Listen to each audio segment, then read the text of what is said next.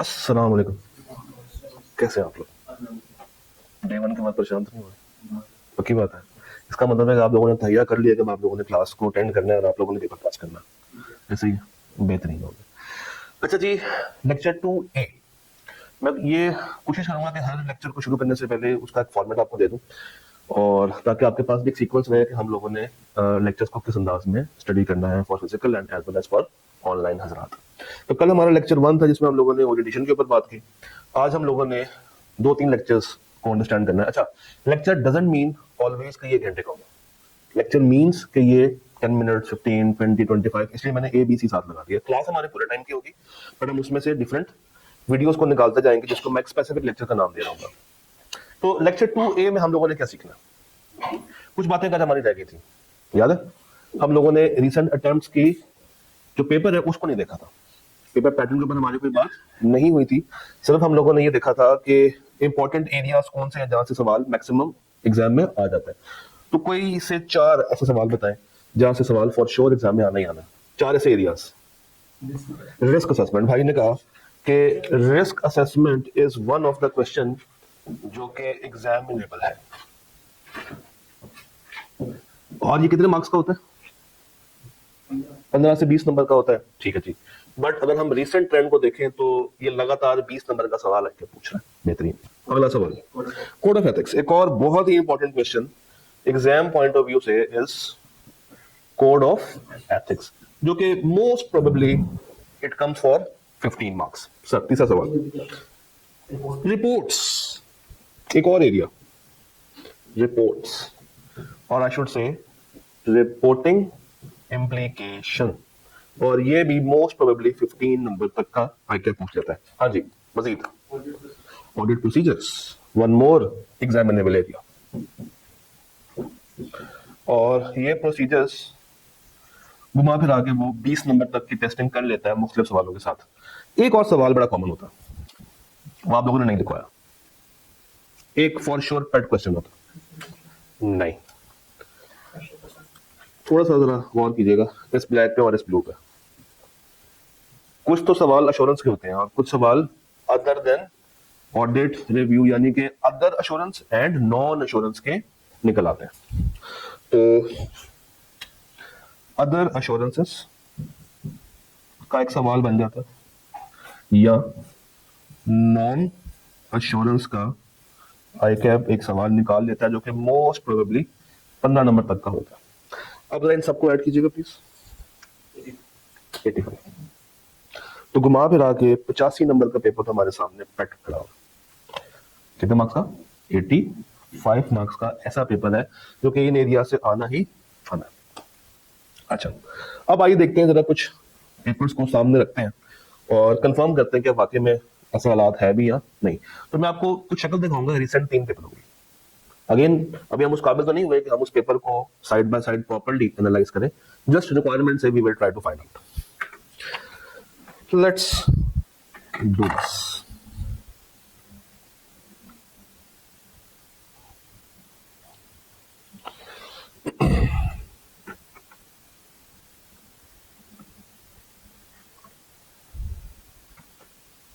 देखते हैं।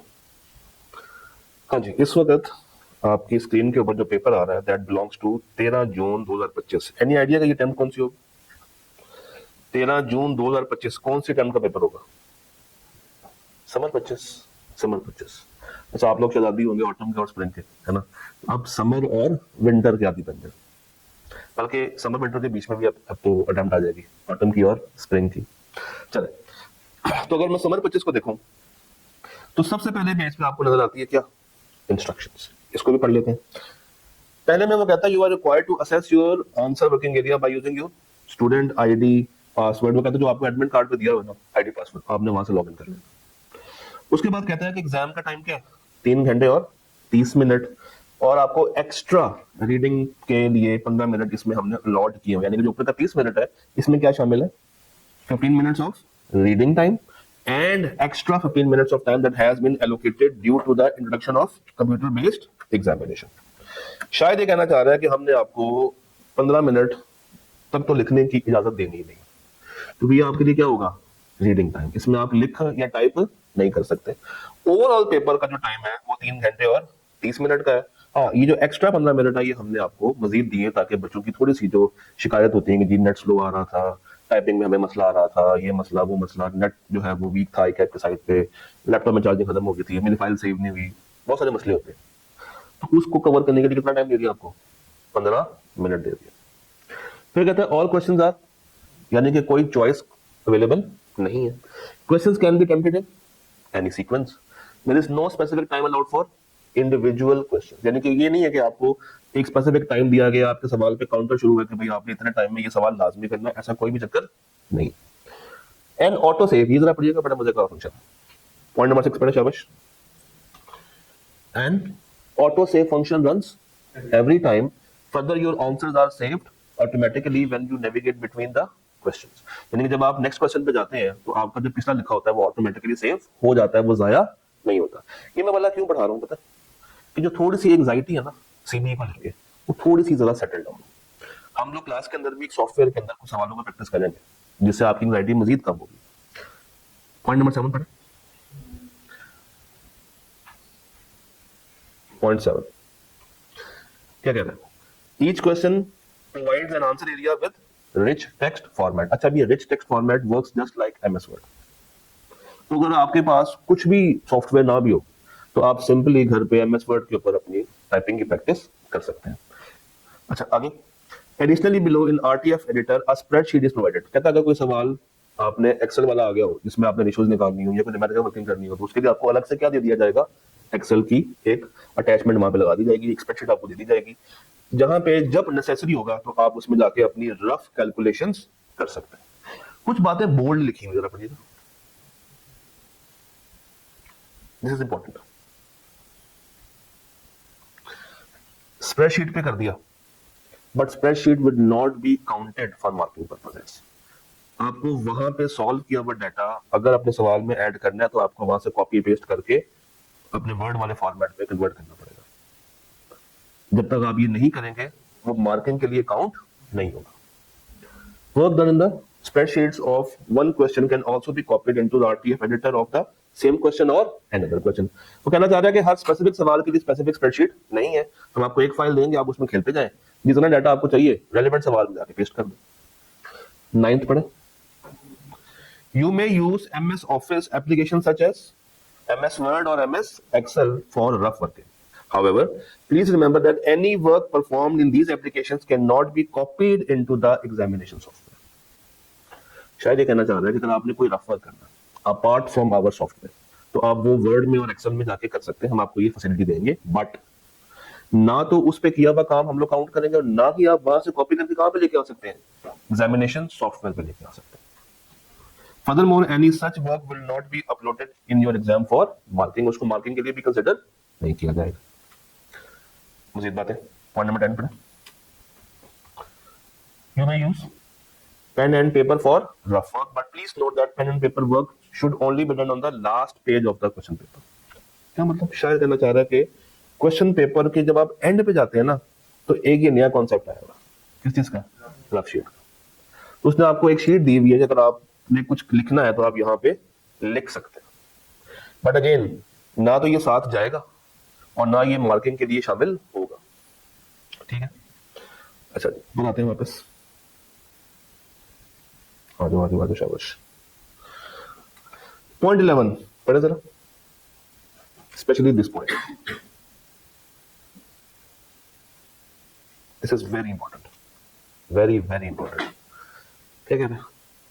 Keeping a hard copy of any book और notes in is not permissible, means allow नहीं है, and will be considered a violation under the policy. तो आप कोई किताब साथ गलती से लेके भी चले गए हैं तो वो काबिल कबूल नहीं होगी और ये आपकी वायलेशन बनी जाएगी, यानी कि आपको एग्जाम से निकाल के बाहर बैठा दिया जाएगा और फिर आप पे कोई कार्रवाई भी कर देंगे, कोई नई पेनल्टी भी डाल देंगे। तो ये काम नहीं करना। कोई भी किताब अपने साथ एग्जाम सेंटर में लेके या एग्जाम हॉल में लेके नहीं जानी, सेंटर में तो लेके चले जाए मगर सीट तक लेके नहीं जाए। पॉइंट 12 पढ़े। बाहर से लाया हुआ कैलकुलेटर को इस्तेमाल करने की इजाजत है या नहीं है? है, बशर्त क्या? It should be included in the list of permissible calculators. और 13th the last point is, अगर आपने कोई और वेबसाइट ओपन की कोई और सॉफ्टवेयर खोलने की कोशिश की, और अगर आप किसी digital copy of permissible book तक पहुंच गए, it is strictly prohibited. Outside the exam software आप कुछ भी नहीं कर सकते। जो कुछ करना है एग्जाम सॉफ्टवेयर के अंदर रहते हुए ही करना है। हाँ, ऊपर इसने कहा था कि वर्ड एक्सेल को यूज कर सकते हैं फॉर रफ वर्क, बट उसके नंबर भी नहीं मिलेंगे और ना वहां से आप यहाँ पे कॉपी कर सकते हैं। Engaging in such activities will be considered as a violation. तो अगेन ये 13 पॉइंट्स शायद अभी आपको लग रहा हो कि इतने इंपॉर्टेंट नहीं है, बट एग्जाम से एक रात पहले जब आप परेशान कर रहे होंगे ना कि सुबह मेरा पेपर है, मैंने क्या करना क्या नहीं करना, फिर ये बातें आपको ध्यान में आएंगी। जो सबसे जरूरी बात है that there is no choice in the given questions, all questions are compulsory। अच्छा, हम देखने के लिए आए थे questions। तो मोस्टली क्या होता है, जो कि पहला सवाल होता है, आप जरा गौर कीजिएगा। ये सवाल शुरू हो रहा है, your firm is auditor of pulse health limited, और नीचे उसने क्या दे दिया आपको, extracts of income statement and statement of financial position. उसके बाद जरा काउंट कीजिएगा, एक पॉइंट, दूसरा पॉइंट, तीसरा पॉइंट, चौथा पॉइंट और पांचवा पॉइंट। और रिक्वायरमेंट पढ़ा, identify and explain audit risks arising from the above situation that the engagement team should consider when auditing the unconsolidated financial statements। पता है ये वर्ड क्यों लिखा है? Any idea? कल वाली एक बात अगर आपको याद हो कि आपके सिलेबस में ग्रुप अकाउंट्स भी है, तो वो ये कहना चाह रहा है कि ये सवाल जब आप सॉल्व कर रहे होंगे तो आपने ग्रुप अकाउंट्स के बारे में सोचना नहीं है, यानी कि 600 के अंदर जाने की जरूरत नहीं है, उसके अलावा बाकी स्टैंडर्ड से आंसर निकालने की कोशिश करो। और रिस्क का सवाल फॉर हाउ मेनी मार्क्स? 20। और यहाँ पे क्या लिखा हुआ हम लोगों ने? 20 मार्क्स। लगे था आपको इसका सोल्यूशन भी दिखाता हूँ, जस्ट टू हैव आइडिया कि अकाउंटिंग कितनी ज्यादा इंपॉर्टेंट है। ठीक है, स्टैंडर्ड कौन सा? IFRS 50 सर, उसके बाद डेफर्ड रेवेन्यू, फिर उसके बाद स्टैंडर्ड कौन सा? 37, फिर उसके बाद सर स्टैंडर्ड कौन सा? फिर उसके बाद कन्वर्टेबल नोट्स, आप लोग पढ़ेंगे IFRS 9 के अंदर। उसके बाद फ्रॉड 240। क्या कहानी खत्म हो गई? नहीं। उसके बाद इंटेंजिबल स्टैंडर्ड कौन सा? 38। उसके बाद लिक्विडिटी, और याद आपको मैंने कल कहा था कि गोइंग कंसर्न को 3 तरीके से वो टेस्ट करता है, 1 in planning phase, 1 in performance phase and 1 in reporting phase. अच्छा, उसके बाद क्या? Debt coverage. उसके बाद इन्वेस्टमेंट की है उसके अंदर इम्पेयरमेंट, ये भी आपका अकाउंटिंग स्टैंडर्ड। तो शायर कहता है कि अगर तुमने पेपर पास करना है तो तुम्हें अकाउंटिंग अच्छी खासी आनी चाहिए। विदाउट प्रॉपर अकाउंटिंग ये पेपर मुश्किल बन सकता है। कोई बात नहीं। तो इसमें से शायद आपको मोटा मोटा इम्पेयरमेंट आता होगा, आपको मोटा मोटा इंटेंजिबल आता होगा, कैफ वाली कुछ बातें याद हो तो गोइंग कंसर्न वाली थोड़ी बहुत बातें लिख पाएंगे। तो इतना कुछ लिख भी लेंगे तो 20 में से शायद 5 एक नंबर ही मिल पाएंगे। तो अगेन अपने आप को उस लेवल पे लेके जाना है कि यार कोई भी सवाल आ जाए, कैसा भी सवाल आ जाए, हम उसको करने के काबिल हो, हम सीखेंगे इंशाल्लाह। अच्छा, उसके बाद क्वेश्चन नंबर 2, रिक्वायरमेंट पढ़ा, identify and discuss the areas that would require the auditor's attention arising from LFL transition to a franchise model।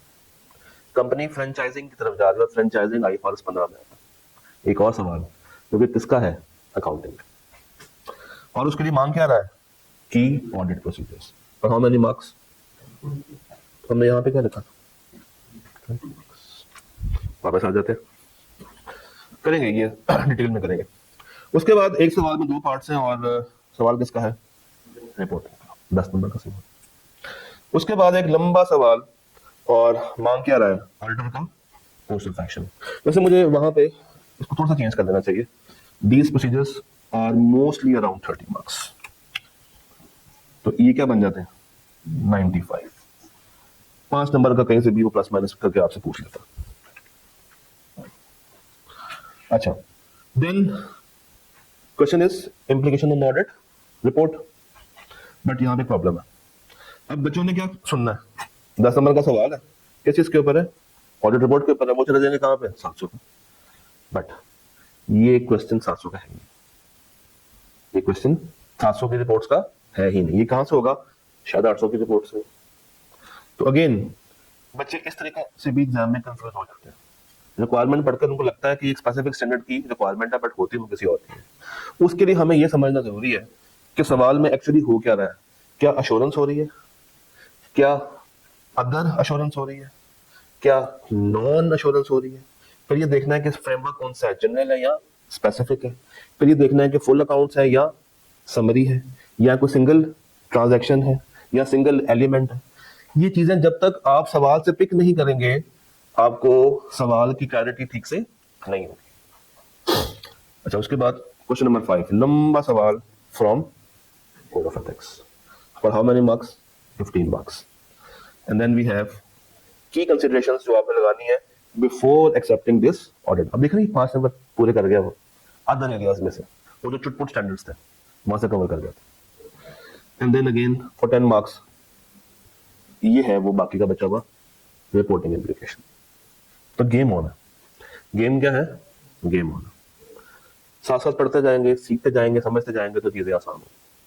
परेशान रहेंगे, कंफ्यूज रहेंगे, टेंस्ड रहेंगे, सिर्फ ये सोचेंगे यार एग्जाम बहुत बड़ा है, सिलेबस ज्यादा है, तैयारी कैसे करूं, तो फिर हमेशा ही परेशान रहेंगे। एक अपना फॉर्मूला तैयार कर दें, रोज का काम रोज, दैट्स इट। और कंसिस्टेंट रहेंगे तो उसके अलावा और कुछ भी नहीं चाहिए किसी भी आईकेएफ के पेपर को पास करने के लिए, चाहे कैफ का हो चाहे सीकैफ का। Just one thing, consistency.